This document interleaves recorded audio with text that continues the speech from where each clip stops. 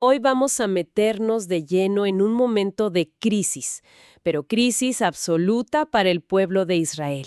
Acaban de salir de Egipto, están pues en medio de la nada, en el desierto, y se enfrentan a una prueba, vaya, existencial.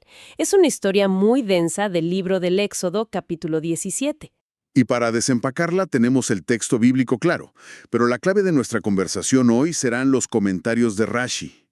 Este sabio medieval tiene una habilidad única para leer entre líneas y sacar significado sobre psicología, liderazgo, fe, cosas que no ves a primera vista. Es como si nos diera unos lentes de rayos X para leer el texto. Exacto, esa es la idea.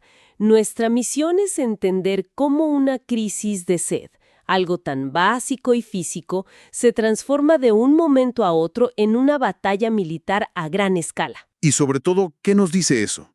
¿Qué revela esa secuencia de eventos sobre la duda, la confianza y la memoria colectiva de un pueblo? Justo.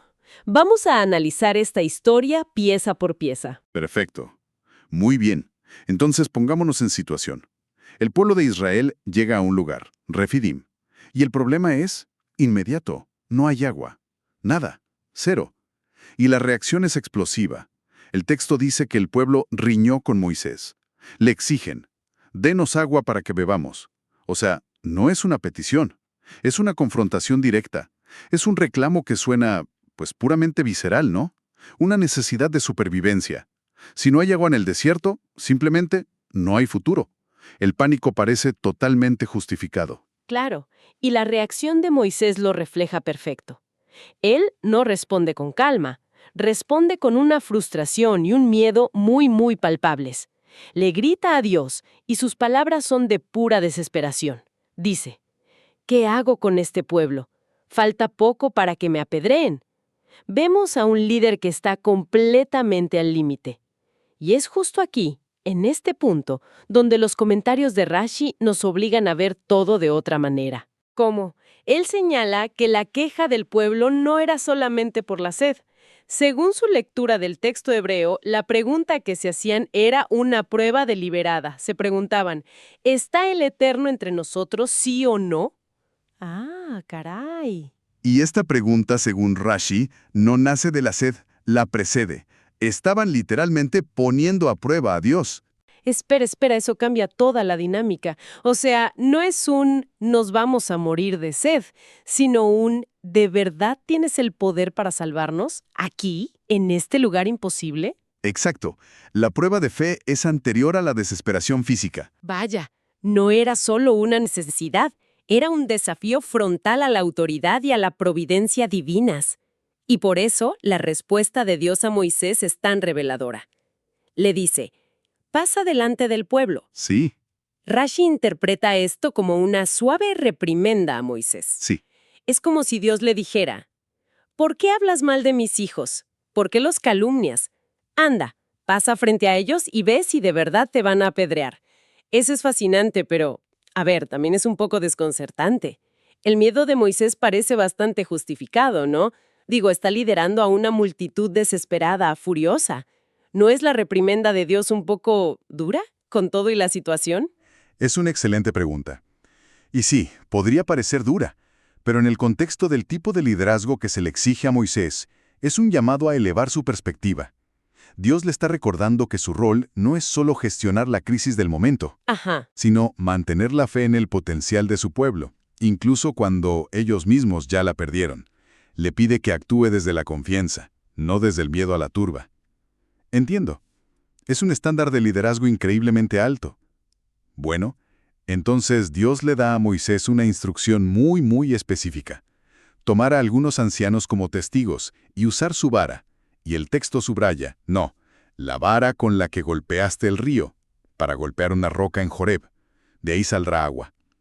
Y esa frase, la vara con la que golpeaste el río, es absolutamente clave. ¿Por qué? Para los israelitas, esa vara era el símbolo del poder destructivo de Dios. La asociaban con las plagas, con el Nilo convertido en sangre, con todo el castigo a Egipto. Era un instrumento de juicio. Claro, era el arma, no la herramienta que da vida. La veían y pensaban en muerte, en destrucción. Precisamente. Entonces, al especificar que usara esa vara, Dios estaba enseñando una lección fundamental. El mismo instrumento de poder divino que puede usarse para el castigo, también puede ser una fuente de vida y de milagros. Mm. El poder de Dios no es inherentemente destructivo o creativo. Es simplemente poder, y su manifestación depende de la necesidad del momento. Es una forma de recalibrar la percepción del pueblo sobre la naturaleza de Dios. ¿Y los ancianos por qué tenían que estar ahí? ¿Solo para que se viera más solemne el acto? Fíjate que Rashi explica que su propósito era muy práctico, casi legalista. Debían servir como testigos oficiales. ¿Para qué? Para que nadie pudiera decir después. Exacto. Para que nadie pudiera decir más tarde, es que ya había manantiales por ahí, o Moisés encontró una fuente subterránea que ya existía. El milagro tenía que ser público, atestiguado, innegable, que no quedara ni una sombra de duda, y para que el evento quedara grabado en la memoria, el lugar es nombrado Masá y Meribá. Prueba y riña. Así se inmortaliza el doble conflicto. La riña del pueblo con Moisés y la prueba que le pusieron a Dios. Parece que la crisis ha terminado, ¿no? Tienen agua, el liderazgo se reafirma. Uno esperaría un momento de calma, de respiro. Exactamente. Y es por eso que lo que sucede a continuación es tan impactante. El texto no nos da ni un segundo. Dice, de forma casi brutal: entonces Amalek vino y atacó a Israel en Refidín. La yuxtaposición es el mensaje. No hay pausa. La solución a una crisis es inmediatamente seguida por otra, de una naturaleza completamente distinta. Es como si la duda hubiese sido una especie de invitación al desastre. La pregunta, ¿está Dios con nosotros?, recibe una respuesta terrible: la aparición de un enemigo. La conexión es tan directa que la mayoría de los comentaristas la ven como causa y efecto. Rashi, en particular, usa una parábola poderosísima para ilustrar no solo la conexión, sino la psicología detrás. A ver, haz de cuenta que un padre lleva a su hijo sobre los hombros durante un viaje muy largo. Cada vez que el hijo ve algo que le gusta, le dice a su padre: «Papá, quiero eso». Y el padre, pues, se lo da, una y otra vez, ¿ok? De repente se encuentran con otro viajero. Y el hijo, que sigue sobre los hombros de su padre, le pregunta a este extraño: «Oiga, ¿de casualidad no ha visto a mi padre?». ¡Qué terrible! El padre está literalmente sosteniéndolo, es su vehículo, su protector, su proveedor, y el niño pregunta dónde está. Exacto. El padre, dolido, frustrado, le dice: «¿Cómo que no sabes dónde estoy?». Lo baja de sus hombros, lo pone en el suelo, y justo en ese momento viene un perro y lo muerde. ¡Wow! La parábola es una analogía directa. Después de que Dios los llevó en hombros, sacándolos de Egipto, dándoles el maná y ahora agua de una roca, su duda, su pregunta de ¿está Dios aquí?, los hizo vulnerables. Dios, por así decirlo, los bajó de sus hombros y quedaron expuestos al ataque. Esa parábola es devastadora. Sugiere que la duda no es un estado pasivo de confusión, sino una acción con consecuencias físicas. Es casi como si al preguntar «¿dónde está mi padre?», el hijo rompiera un campo de fuerza que lo estaba protegiendo. Es una forma perfecta de verlo. La desconexión espiritual se manifiesta como vulnerabilidad física. Entonces, ante el ataque, Moisés le ordena a Josué, o Yehoshua en hebreo, que eliga a hombres para salir a combatir. Y la instrucción es específica: escoge para nosotros varones. Sí. Que a primera vista parece una orden militar estándar, ¿no? ¿Qué matices hay ahí? Pues, de nuevo Rashi profundiza en la elección de las palabras. Varones aquí no se refiere simplemente al género. La palabra hebrea utilizada, anashim, implica más que solo hombres. ¿Ah, sí? Rashi ofrece dos interpretaciones. La primera es que debían ser hombres fuertes y temerosos del pecado. La idea es que su rectitud moral, su virtud, sería un arma más en la batalla. No se necesitaba solo fuerza física. Buscaban una especie de ejército moral, no solo, pues, mercenarios. Exacto. Y la segunda interpretación de Rashi es aún más fascinante. Dice que también debían ser hombres que supieran anular los efectos de la hechicería. ¿Cómo? ¿Hechicería? Sí, se creía que el pueblo de Amalek usaba artes mágicas en la batalla. Por lo tanto, la guerra que se avecinaba no era solo física, sino también espiritual. Necesitaban guerreros capaces de combatir en ambos frentes. O sea que buscaban una unidad de fuerzas especiales que pudiera luchar en un plano diferente. La escena está lista para una confrontación que es mucho más que espadas y escudos. Totalmente. Y esto nos lleva a una de las imágenes más icónicas de toda la Biblia, la batalla misma. Moisés junto a Aarón y Hur sube a la cima de una colina para observar. Y el texto describe un patrón muy claro. Cuando Moisés levantaba su mano, el ejército de Israel dominaba en el campo de batalla. Pero cuando, por cansancio, la bajaba, dominaba a Amalek. Que a primera vista suena casi como un acto mágico, como si las manos de Moisés emitieran algún tipo de energía que afectaba al combate. Pero es crucial entender que los sabios rechazan esa interpretación por completo. Ah, ok. Explican que el gesto era puramente simbólico y pedagógico. Al levantar las manos hacia el cielo, Moisés dirigía la mirada y, más importante, el corazón del pueblo hacia arriba, hacia Dios. Ujú. Cuando los israelitas en el fragor de la batalla miraban a Moisés y veían sus manos alzadas, recordaban que su fuerza no venía de sus espadas, ni de su habilidad, sino de su fe en una fuente superior. O sea que el gesto en sí no tenía poder, era más como un recordatorio. Pero, a ver, seamos prácticos. ¿Es realista pensar que todo un ejército, en medio de una batalla a vida o muerte, va a estar mirando a una colina para ver si las manos de un hombre están levantadas? Es una duda muy lógica. Y la respuesta probablemente es que no se trata de que cada soldado individual estuviera mirando fijamente a Moisés todo el tiempo. Ajá. Se trata más bien de la conciencia colectiva y el enfoque del liderazgo. Mientras el líder espiritual del pueblo estuviera enfocado en lo divino, esa intención se transmitía a la moral y la fuerza del ejército. Cuando su enfoque flaqueaba, simbolizado por las manos que bajan, la conexión se debilitaba y el pueblo flaqueaba. Era como un barómetro espiritual para toda la nación. Entendido. Es más sobre la dirección de la conciencia colectiva que sobre la línea de visión de cada soldado. Y entonces el texto añade un detalle increíblemente humano. Las manos de Moisés se cansan. No es un superhéroe. Para nada. Es un hombre con resistencia limitada. Y Aarón y Hur reaccionan. Le traen una piedra para que se siente y se ponen a cada lado para sostenerle los brazos en alto. Y hasta en ese pequeño detalle, el de la piedra, Rashi encuentra una lección de liderazgo impresionante. A ver. Podrían haberle traído un cojín, una silla, algo cómodo, pero no, le traen una piedra. ¿Y por qué es importante eso? Porque Rashi explica que Moisés se negó a buscar su propia comodidad mientras su pueblo sufría. Él dijo, Israel está en estado de sufrimiento. Yo también compartiré con ellos el sufrimiento. Es un acto de solidaridad total.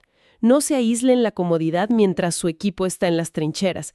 Es un líder que sufre con los suyos. Exacto, no por encima de ellos. Es un principio de liderazgo atemporal, escondido en ese pequeño detalle. Un liderazgo encarnado, no distante. Y mientras esto ocurre en la colina, abajo, Josué finalmente debilita a Amalek a filo de espada. Esa palabra debilita, en lugar de derrota o aniquilar, es curiosa. Muy curiosa. Rashi explica que esto significa que mató a los guerreros más fuertes y poderosos, pero dejó vivos a los más débiles. Lo cual, de nuevo, no parece una estrategia militar muy lógica. Si ya venciste a los fuertes, ¿por qué no terminar el trabajo con los débiles? Correcto. Y por eso Rashi concluye que Josué no estaba actuando por iniciativa propia o por simple estrategia militar, sino bajo una instrucción divina muy precisa. La victoria no debía ser total en ese momento, sino específica y controlada. El propósito era otro. Tras esta victoria, digamos parcial, la historia da un giro muy solemne. Dios le da a Moisés una orden de un peso histórico enorme. Escribe esto en un libro para recuerdo. Yo borraré por completo la memoria de Amalek de debajo de los cielos. Una orden definitiva. Totalmente. Y en respuesta, Moisés construye un altar y lo llama Adonai Nisí, que se traduce como «El Eterno es mi milagro» o «mi estandarte». Y aquí llegamos al punto teológico más profundo y yo diría más complejo de toda esta narrativa. Después de nombrar el altar, Moisés declara algo muy enigmático. La mano se alza sobre el trono de Dios. El Eterno tendrá guerra con Amalek de generación en generación. La mano sobre el trono de Dios. A ver, ¿qué significa eso exactamente? Suena como una proclamación muy extraña. Rashi nos da la clave para descifrarlo. Explica que en el texto hebreo original de este versículo, tanto el nombre de Dios como la palabra para trono están escritos de forma incompleta, abreviada. ¿Cómo? Incompleta. Sí, el nombre sagrado de 4 letras aparece solo con 2. La palabra para trono, quise, también está a la mitad. Como si hubiera un error de imprenta cósmico en un pasaje crucial. O como Rashi lo interpreta, es un simbolismo profundo y deliberado. Esto representa un juramento divino. Es como si Dios estuviera diciendo, mi nombre, que representa mi esencia, y mi trono, que representa mi soberanía en el mundo, no estarán completos en la percepción humana mientras el recuerdo de Amalek exista. Entonces, Amalek deja de ser simplemente un antiguo enemigo tribal. Se convierte en un concepto, en un arquetipo. Exactamente. Amalek se convierte en el arquetipo del mal, del antagonismo a la unidad divina, de la duda radical que pregunta, ¿está Dios aquí? Representa la fuerza en el universo que busca activamente negar la soberanía divina y la conexión espiritual. Claro. Por eso, la lucha contra Amalek no es una batalla histórica que terminó en Refidim. Se convierte en una lucha cósmica y perpetua, de generación en generación. El juramento divino es que esta batalla continuará hasta que esa fuerza sea erradicada y la soberanía de Dios sea reconocida por completo, sin lugar a dudas, en el mundo. Increíble. Así que lo que empezó como una queja muy terrenal por falta de agua en el desierto se despliega en una reflexión profundísima sobre la vulnerabilidad que crea la duda, el verdadero significado de la fe como un arma en la batalla y finalmente un juramento divino que se extiende a través de toda la historia humana. Este pasaje traza una línea directa y sin ambigüedades entre la crisis interna de un pueblo, su duda, su conflicto y su vulnerabilidad externa. La pregunta en Refirim, ¿está Dios con nosotros?, no solo provocó un murmullo de descontento. No. En esta narrativa parece que, literalmente, abrió una grieta en su armadura espiritual, permitiendo un ataque físico y existencial. Lo que inevitablemente nos deja con una pregunta para seguir pensando. Sin duda. ¿De qué maneras la falta de cohesión, la duda interna o la ausencia de un propósito unificador pueden manifestar vulnerabilidades en el mundo exterior? Ya sea a nivel personal, donde nuestras inseguridades pueden atraer situaciones que las confirmen. Claro. A nivel comunitario o incluso a escala nacional.